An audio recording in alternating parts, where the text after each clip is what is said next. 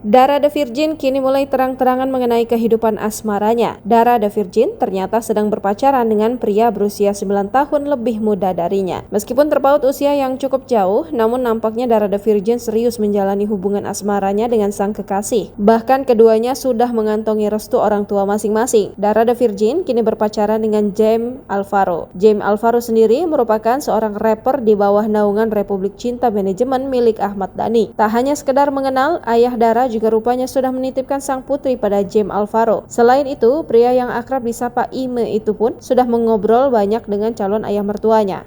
James Alvaro yang berusia lebih muda itu pun berjanji untuk menjalin hubungan yang serius dengan Dara. Dia juga berusaha membuktikan kesungguhannya. Dara dan James nampaknya ingin membawa hubungan asmara mereka ke tahap yang lebih tinggi. Mereka bahkan meminta doa ketika disinggung soal pernikahan. Dalam kesempatan yang sama, Dara The Virgin mengungkapkan wedding dream alias pernikahan impiannya. Gadis 33 tahun itu menyebut bahwa saat ini dia tidak memiliki pernikahan impian yang spesifik. Meskipun demikian, Dara yang kini berpacaran dengan James Alvaro itu menginginkan pernikahan dengan tema adat. Dalam pernikahannya nanti, Dara ingin mengusung adat Sunda.